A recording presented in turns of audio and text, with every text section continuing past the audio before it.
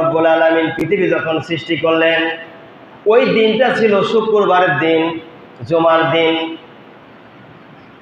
10ই মুহররম।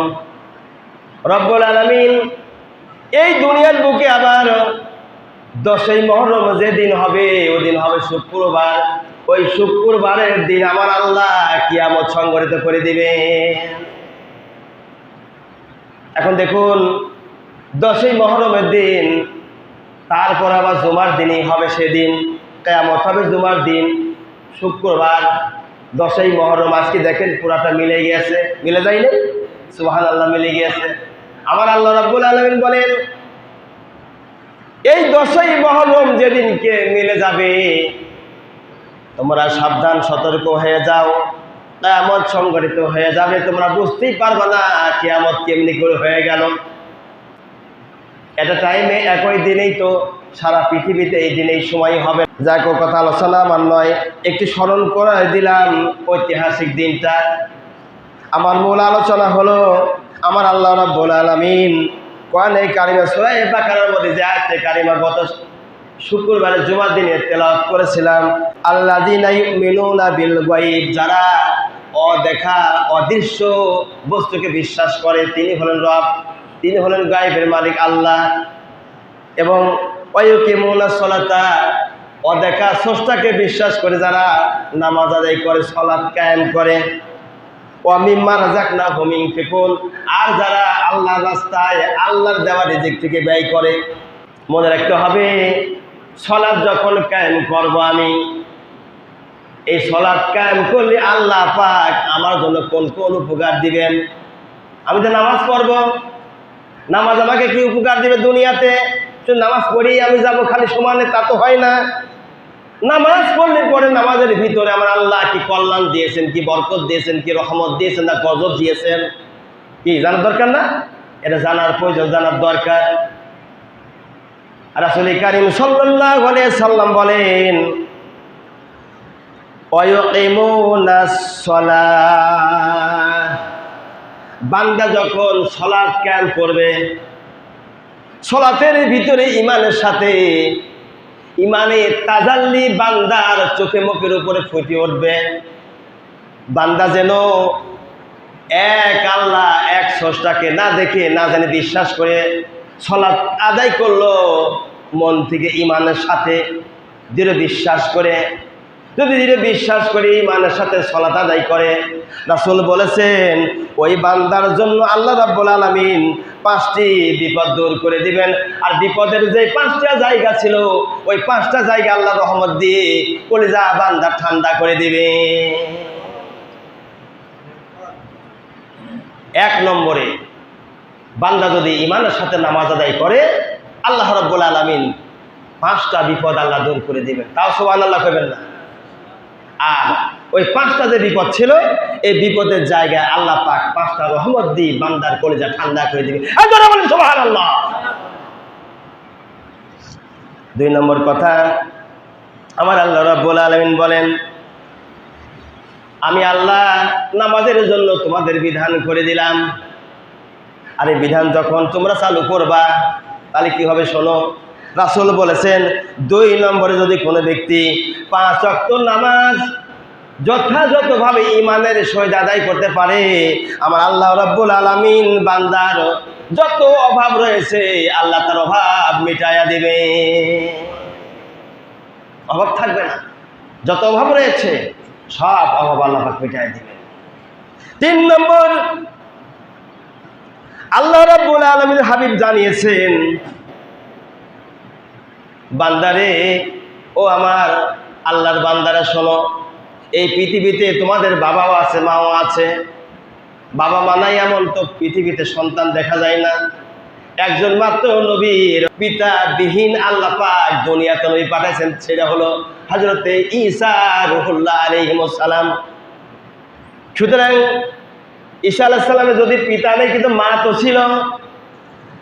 রাসূল পাক সাল্লাল্লাহু আলাইহি সাল্লাম জানিয়েছেন, যদি কোনো ব্যক্তি 5 ওয়াক্ত নামাজ জামাতের সঙ্গে পড়ুক, আর এমনি পড়ুক যেভাবে হোক, নামাজে রক্ত হয়ে গেছে, মাঠে গিয়েছেন, রক্ত হয়ে গেছে, সেখানে ওযু করে নামাজ আদায় করলেন, কোনো সমস্যা নেই, ফালা ইসমা আলাই, কোনো গুনাহ নাই। নামাজ রক্ত হয়ে গেছে, সমুদ্রের মাঝখানে নৌকায় চড়েছেন, ওই সমুদ্রের মাঝখানে আপনি ওযু করে নামাজ আদায় করুন।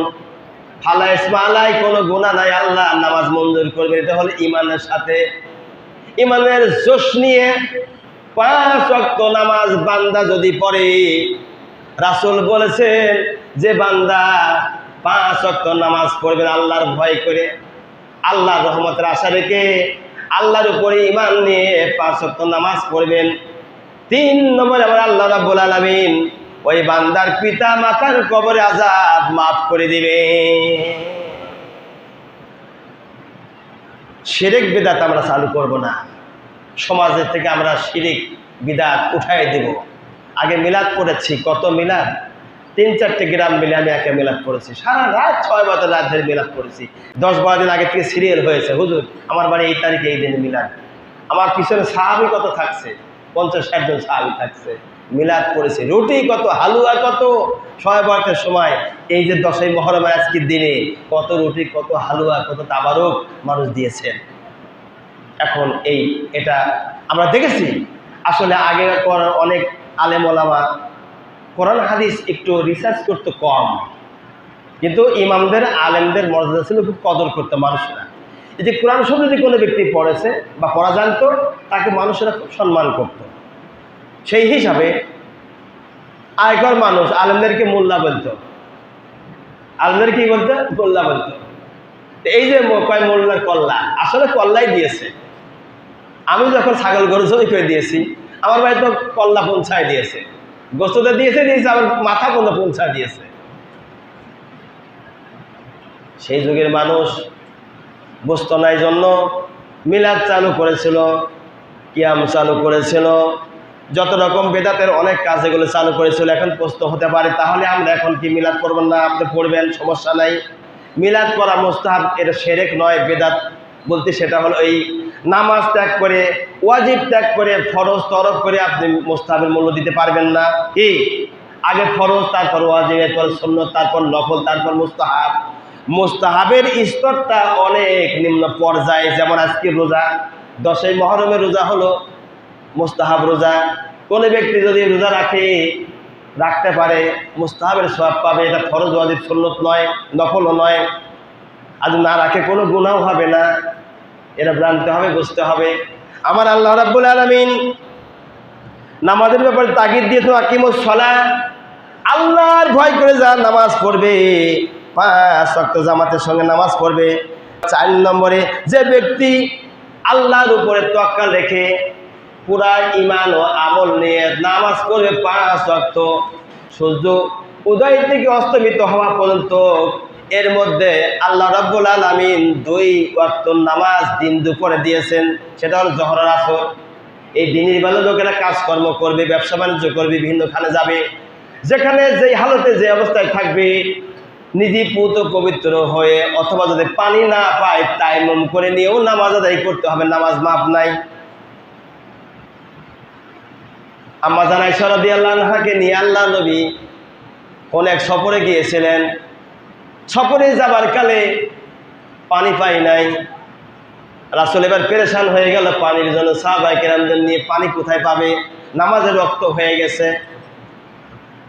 হযরত আবু বকর সিদ্দিক রাদিয়াল্লাহু আম্মা জান আয়েশার শরীরের উপরে একটা খোঁচা মারলেন, তোমার জন্য ওই আজকে পানির অভাব হয়ে গেছে।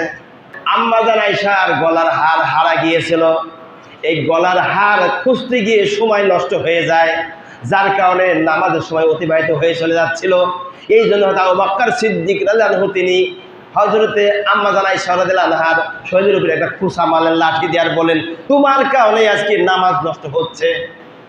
আমার আল্লাহ সহ্য করতে পারলেন না, যেহেতু আম্মা জান আয়েশা সিদ্দিকা রাদিয়াল্লাহু তাআলা আনহা হুজুরের সঙ্গে যখন তার বিবাহ বন্ধনে আবদ্ধ হয়েছিল, এমন সময় আম্মা জান আয়েশা ছিল 7 বছরের মেয়ে। মা খাদিজা রাদিয়াল্লাহু আনহা ইন্তেকালের পর হযরত আয়েশা রাদিয়াল্লাহু আনহার যখন বিয়ে বন্ধনে আবদ্ধ হয়ে গেল রাসূলের সঙ্গে, তিরমিজি শরীফের মধ্যে লিখেছে, আম্মা জান আয়েশা রাদিয়াল্লাহু আনহার বিয়ের সবজি বাসর ঘর সাজানো হয়েছিল ঝাউ গাছের নিচে। আল্লাহর নবীকে গোসল করে দিবেন। আম্মা জান আয়েশা রাদিয়াল্লাহু তাআলা আনহা, ছোট্ট মানুষ, লাগল পাবে না, মাথার উপরে পানি দিতে পারবে না, এই জন্য জল চকির উপরে বসাইছেন। জল চকি চেনেন তো? জল চকির উপরে বসাইছেন। আম্মা আয়েশা রাদিয়াল্লাহু আনহা রাসূলকে বসাইয়া এবার মাথায় পানি দিতে যাবেন। এমন সময়ে জল চকির পায়েতে এরকম নড়াচড়া করতেছিল। হয়তো আম্মা জান আয়েশা রাদিয়াল্লাহু আনহা পায়ের আঙ্গুলটা জলচকির পায়ের নিচে দিয়েছিলেন। জলচকির পায়ের নিচে নিজের আঙ্গুলটা পুড়ে দিয়ে হুজুরের মাথার উপরে পানি ঢালতেছিলেন। পানি ঢালে সাদা হয়ে যায় লাল। হুজুর বুঝতে পারলেন, আয়েশা রে, আমি দেখতে পাচ্ছি পানি ঢালো সাদা হয়ে যায় লাল, ব্যাপারটা কি? আয়েশা রে, পানি যে ঢালতেছো সাদা হচ্ছে লাল, ব্যাপারটা কি? তোমার কোনো সমস্যা হয়েছে কিনা? আম্মা জান আয়েশা বলেন, ইয়া রাসূলুল্লাহ, কোনো সমস্যা না। কয় না, তুই পাওটা উঠাও দেখি, পায়ের নিচে কি দেখতে চাই। আম্মা জান আয়েশা বলেন, ইয়া রাসূলুল্লাহ, আমার পিতা আবু বকর রাদিয়াল্লাহু বলেছেন, বিটি রে, ও বিটি, বিশ্ব নবীর খেদমত করতে গিয়ে যদি তুমি টুকরো টুকরো হয়েও মারা যাও, রসুল যেন কোনো রকম তোমার জন্য কষ্ট না পায়। ইয়া রাসূলুল্লাহ, আমি আমার পাওটা জল চকির পায়ের নিচে দিয়েছি। চকিটা নড়াচড়া করতেছিল বিধায় আমি দিয়েছি, যাতে নড়াচড়া না করে, নবীজির গোসল করানো কষ্ট না হয়ে যায়। এই পায়ের নিচে আঙ্গুল দেওয়ার কারণে আমার আঙ্গুলটা ফেটে রক্ত বের হয়ে পানির সঙ্গে মিশায় পানিটা লাল হয়ে যাচ্ছে। আল্লাহু আকবার। রসুল বললেন, আয়েশা রে, তুমি যে কষ্ট করলে আজকে, এই কষ্টের বিনিময়ে আল্লাহ যেন তোমাকে জান্নাতুল ফেরদাউস উঁচু মাকাম দান করে, বলি আমিন। আম্মা জান আয়েশা পিঠির উপরে পানি দিয়ে ডলতে যায়। হুজুরের পিঠির উপরে যখন পানি দিয়ে যখন ডলাডলি শুরু করে দেয়, আম্মা জান আয়েশা ছিল ছোট্ট মানুষ। কোন কোন গর্তের ভিতরে আম্মা জান আয়েশার আঙ্গুল ঢুকে যাচ্ছে। আম্মা জান আয়েশা জিজ্ঞাসা করলেন, আল্লাহর বন্ধু গো, এত সুন্দর মানুষ আল্লাহর জগতে আমি দেখি নাই, এত সুন্দর মানুষ এই দুনিয়াতে আমি দেখি নাই যত সুন্দর আপনি গো নবী। আপনি এত সুন্দর, কিন্তু পিঠির উপরে এত বড় বড় গর্ত কিসে, যেখানে আমার আঙ্গুল ঢুকে যাচ্ছে। রসুল বললেন, আয়েশা রে, দুঃখের দিনের কথা তুমি স্মরণ করাইয়া দিও না। তাইফের লোকেরা, আমি নবী যখন ইসলাম প্রচার করতে যাই, তাইফের মানুষেরা আমাকে চিনতে পারি নাই। আমি নবী আমাকে ভুল বুঝিয়ে ওরা আমাকে এত পাথরের আঘাত করেছে যুবকদের মাধ্যম দিয়ে। পাথরের আঘাতের কারণে আমার এই পিঠির দাগগুলো আজও মুছে যায়নি, গর্ত হয়ে হয়ে গেছে। আম্মা জান আয়েশা বলেন, ইয়া রাসূলুল্লাহ, আল্লাহর কাছে হাত তুলে দোয়া করা তা আপনার প্রয়োজন হয় না।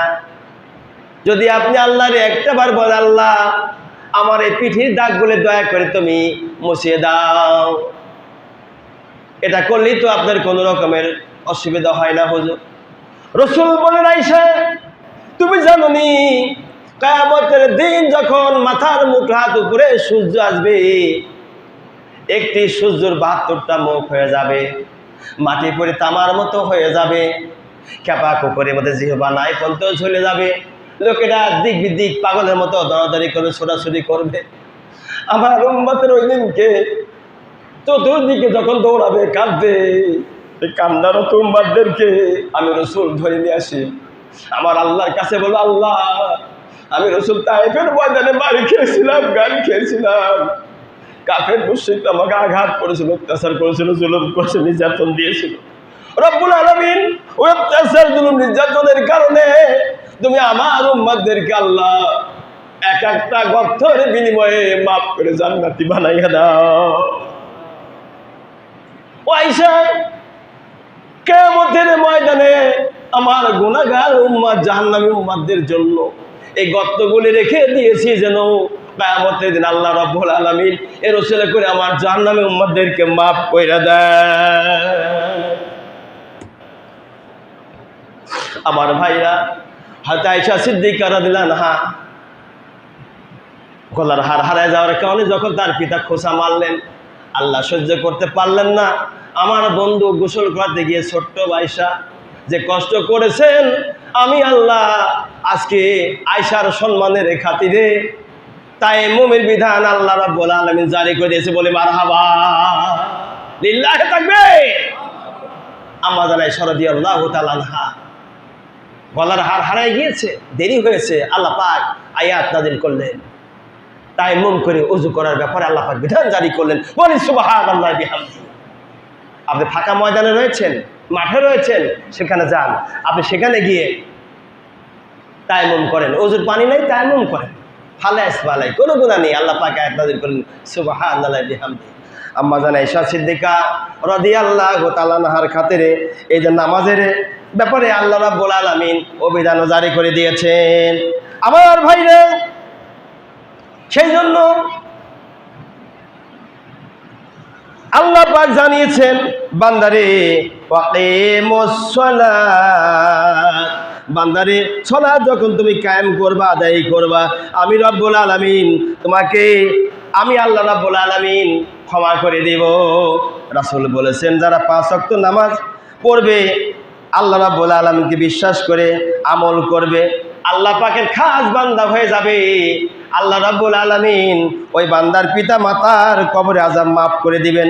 শুধু মাফই করবেন না, 4 নম্বরে বলা হচ্ছে কিয়ামতের মাঠে মুসিবতের সময় মাথার মুঠাত উপরে সূর্য আসবে, একটি সূর্যের 72টা মুখ হবে, মাঠে পড়ে তামার মতো হয়ে যাবে।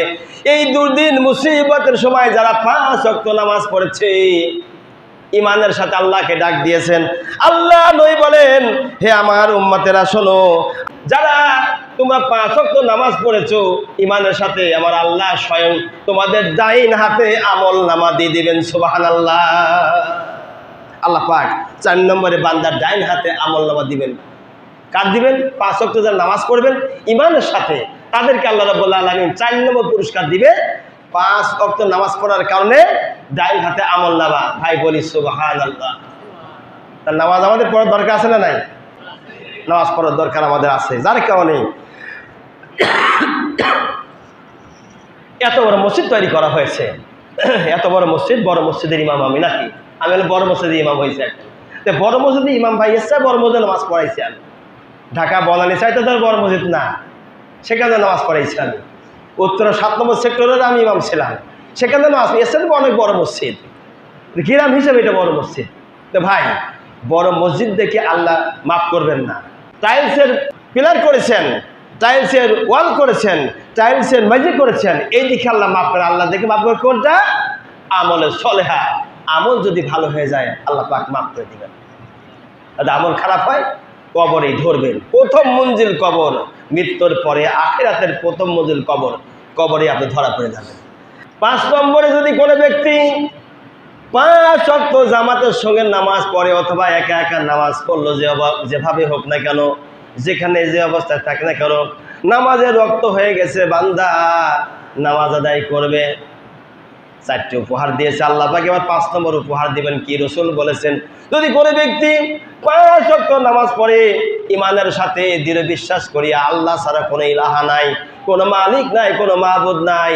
আজকে ভারতের মুসলমান তাকে দেখেন, জুমার নামাজ তাদের পড়তে দিচ্ছে না। ভারতীয় এই জালেম সরকার, স্বৈরাচার সরকার ক্ষমতা যখন আসছে, মোদি যখন আসছে, আসার পর মুসলমানদের অবশ্য আপনি টাকা দেখছেন, নেট ইন্টারনেটের বর্তমান যুগ। আগে অত্যাচার মুসলমানদের করেছে, দেখা যায়নি, এখন অত্যাচার করলে নিজ চোখে দেখা যায়। সুতরাং ভারতীয় মুসলমানগণ নামাজ আদায় করতে পারছে না, নামাজে রয়েছে লাথি মেরে সরা দিয়েছে, সেজদায় রয়েছে লাথি মেরে সরা দিচ্ছে, এমনকি বুট দিয়ে লাথি মারতেছে। এরকম ইতিহাসগুলো আমি দেখতেছি বাংলাদেশ থেকে। এরকম হাজার হাজার মুসলমানদের অত্যাচার করা হচ্ছে ভারতীয় মুসলমানদেরকে। ইমান কারে কয়? ভারতীয় মুসলমানদের কাছে গেলেই পারবেন, কারণ সেখানে হিন্দুস্থানে হিন্দু সংখ্যা বেশি, মুসলমান মাত্র 20 কোটি প্রায় রয়েছে ভারতে। আমার ভাইরা, এই মুসলমানদের অত্যাচার নির্যাতন যেভাবে করতেছে, বাংলাদেশ যদি এরকম আমাদের করতো তাহলে আমরা বুঝতাম ইমান কারে কয়, নামাজ কারে কয়, ইমানি নামাজ কারে কয় আমরা বুঝতে পারতাম। ভারতীয় মুসলমানগণ ইমানি নামাজ পড়ছে বলে নামাজের অত অবস্থায় ওদেরকে শহীদ করে দিচ্ছে। এমনকি ওই যে ঘন্টা বাজায় না, ঘন্টা বোঝেন তো? ঘন্টা বোঝেন? এই ঘন্টা যেটা বড় বড় ঘোড়া, অথবা অনেক আগে দেখেছি খাসির গলায় দিয়েছে কুরবানির আগে, ভিতরে একটা গোল একটা ওর মাঝখানে ছোট্ট একটা নড়াচড়া করে ঘন্টা বলা হয়। ঘড়ি কারণে ঘন্টা হয়, আর এই ঘড়িটা নেই এখন বর্তমান, ঘন্টার ঘড়ি বর্তমান নাই। ওই ঘন্টা বড় করে বানিয়ে মুসলমানদের পাটা উপর দিকে করে রেখেছে, আর মাথাটা ঘন্টার ভিতরে দিয়ে যতক্ষণ পর্যন্ত না মারা যায় ততক্ষণ পর্যন্ত ভারতীয় লোক ছাড়ছে না। এই কোরআন হাতে নিয়ে সত্য কথা বলছি, আমি নিজে চোখে এটা দেখলাম। আমার ভাইরা, এগুলো গুজব নয়, এগুলো বাস্তব কথা। ইমানি তাজাল্লি ভারতের মুসলমানরা গেরে করে, আমরা বুঝতে পারি ইমান কারে বলে, ইমান কারে বলে, ইমান কারে বলে, এটা বুঝতে পারবে সেখানে গেলে পরে। বন্ধুগণ, ভাইরা, এই জন্য আমাদের ইমান আমলের সঙ্গে যদি 5 ওয়াক্ত নামাজ আল্লাহকে বিশ্বাস করে যদি কোনো ব্যক্তি পড়ে, তাহলে 5 নম্বরে আমার আল্লাহ উপহার দিবেন। পুলসরাতের রাস্তা হবে কেমন? এমন একটা পুলসরাতের রাস্তা হবে, রসুল বলেছেন পুলসরাতের রাস্তা হবে 30,000 বছরের সমান। একদিন নয়, 2 দিন নয়, 30,000 রাস্তার বছরের সমান হবে একটা পুলসরাতের রাস্তা। ওই পুলসরাতের রাস্তায় সমস্ত মানুষকেই পার হতে হবে। আমল ভালো মন্দ নেই, প্রত্যেককেই সেখানে উঠতে হবে। যেমন আপনি মুসলমান, আপনি কাফের, আপনি ইহুদি নাসারা বৌদ্ধ খ্রিস্টান, আপনার মৃত্যু আছে, প্রাণ যার আছে মৃত্যু তারই আছে। আল্লাহ রসুল বলেছেন আল্লাহর বান্দা বান্দিদের জন্য পুলসরাত আছে। ওই পুলসরাতটা হলো 30,000 রাস্তার সমান একটা পুলসরাত হবে। চুলেরই আকারণ, হীরেরই ধারণ, দোজকের উপরে টানানো পুল হে রাসূল। দোজকের উপরে পুলসরাত টানানো রয়েছে। 5 ওয়াক্ত যার নামাজ পড়বে ইমানের সাথে, আল্লাহ রসুল বলেছেন পুলসরাতের রাস্তা বিজলির মতো শট করে পার হয়ে ওপারে চলে যাবে। জোরে বলি সুবহানাল্লাহ। ওপারে চলে যাবে, পুলসরাতের রাস্তা পার হবে, কোনো সমস্যা হবে না, বিজলির ন্যায় পার হয়ে যাবে। জোরে বলেন সুবহানাল্লাহ। আজকে সেই পুলসরাত আমাদের সামনে রয়েছে। নামাজ না পড়লে আপনি ওখানে পড়ে যাবেন। প্রশ্ন হলে এই নামাজ না পড়লে তাহলে কি হবে? বেনামাজি লোক পুলসরাতের উপরে পাও রাখবে কি, কেটে টুকরো হয়ে নিচে সাথে সাথে পড়ে যাবে। আল্লাহু আকবার। এ তো আরো আছে, সুদখোর, ঘুষখোর, জেনাখোর, ব্যভিচারীকারী, জমিরাল ঠেলা, খাদ্য ভেদা, মাল পাচার করা, যত গুনাহ করেছে, তওবা না করে যদি মারা যায় তাহলে পুলসরাতে ওটা দেরি আছে, ওর নিচে জান্নাতে পড়া দেরি হবে না। আর যদি মানুষের জমিরাল ঠেলেছেন, খাদ্য ভেজাল দিয়েছেন, মাল পাচার করেছেন, ক্ষমা না চান, মাপ না চান, মাপ না পান, তাহলে আপনার জন্য কঠিন শাস্তি হবে। দুনিয়াতে ভাই একজন অপরজনকে ঠকায় কোনো লাভ হবে না। কেননা ঠকাতে গেলে নিজেই ঠকতে হয়, কি ঠিক না? অন্যকে ঠকাতে গেলে নিজে ঠকতে হয়। এরকম অহরহর ঘটনা আমি দেখেছি। মানুষকে যদি মনে করে যে ঠকাবো, নিজেই ঠকে যেতে হয়। সেজন্য মানুষকে ঠকাবো না, কোরআন সুন্নাহর ভিত্তিতে জীবন গর্ব, সমাজ গর্ব, আর রাষ্ট্র গর্ব। রাসূলের সেই রাষ্ট্র গর্ব, যেই রাষ্ট্র রাসূল চালিয়েছেন, সাহাবায়ে কেরাম চালিয়েছেন, ওই রাষ্ট্র চালানোর জন্য ইমাম হাসান রাদিয়াল্লাহু আনহু, ইমাম হুসাইন রাদিয়াল্লাহু তাআলা আনহু যারা শহীদ হলেন একটি মাত্র কথার জন্য। কি কথা? হযরত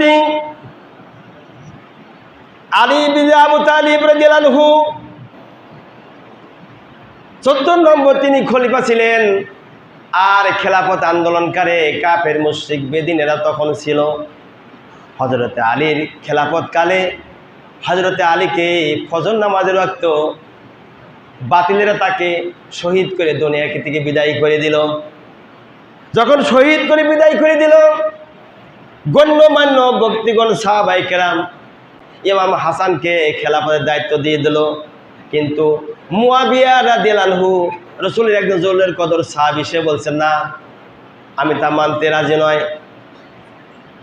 আমরা রয়েছি বর্ষিয়ান সাহাবী, রাসূলের আমরাই তো উপযুক্ত, আমরাই খেলাফতের আন্দোলন করবো, আমরাই তো নবীর আদর্শ অনুযায়ী গড়ে উঠেছি, বিধায় নবীর সাহাবায়ে কেরামদের পরে সিরিয়াল মোতাবেক আমি হব রাষ্ট্রপতি, এরকম কয়েকজন দাবি করে ফেললো। হযরত হাসান রাদিয়াল্লাহু এমন এক ব্যক্তি ছিলেন, 7 বছর যখন তার বয়স হলো, আল্লাহ রাব্বুল আলামিনের হাবিবকে আল্লাহ পাক দুনিয়া থেকে আল্লাহ পাক তার হাবিবকে নিয়ে চলে গিয়েছেন। নাতির বয়স 7 বছর কয়েক মাস, তখন রসুলকে আল্লাহ পাক ওফাত দিবস করাই দিলেন দুনিয়া থেকে। আর ইমাম হুসাইনের বয়স যখন 6 বছর কয়েক মাস, তখন তাকে আল্লাহ পাক কি করলেন, রসুলকে উঠা নিলেন। এই দুই ব্যক্তি একমাত্র 1 বছর কয়েক মাসের আকপাস ছিল, দুই ভাই, যার কারণে হুজুরের ওফাত দিবসের পরে সাহাবায়ে কেরাম এক এক করে 4 জন খেলাফতের দায়িত্ব নিলেন। হযরতে আলী রাদিয়াল্লাহুর শহীদের পরে এলাকার লোক সকলে ধরিয়ে ইমাম হাসান রাদিয়াল্লাহুকে খেলাফত দায়িত্ব দিলেন। তিনি 2 মাস 27 দিন সম্ভবত খেলাফত আন্দোলন করেছিলেন। লোকদের চাপাচাপিতে খেলাফত ছেড়ে দিলেন, তবে একটা কথা বললেন, খেলাফতের দায়িত্ব আমি ছেড়ে দিতে পারি, তবে মদিনা মনোয়ারার যে অর্থ সম্পদ আছে এর আয় হবে, এগুলো আমাদের দিতে হবে। আর ইমাম হাসান যদি ক্ষমতা ছেড়েও দেয় তাহলে পরে মুয়াবিয়ার ক্ষমতা হস্তান্তর পরে ইমাম হাসান আবার ওকে দায়িত্ব হয়ে যাবে। ইমাম হাসান যদি শহীদ হয়ে যাবে, মারা যায়, ইমাম হুসাইন ওই পদে থাকবেন, তিনি বসবেন। এই কথার উপর ভিত্তি করে মুয়াবিয়া নিজে স্বাক্ষর করলেন। করার পরে মুয়াবিয়া রাদিয়াল্লাহু আনহু যখন স্বাক্ষর করলেন, কিন্তু এদিকে মুয়াবিয়া রাদিয়াল্লাহু আনহু স্বাক্ষর করার পরে বেশ কিছুদিন পরে বৃদ্ধ যখন হয়ে গেল, হবার পরে তার কলিজার টুকরা এজিদকে দায়িত্ব দেওয়ার জন্য সে উঠে পড়ে লাগলো।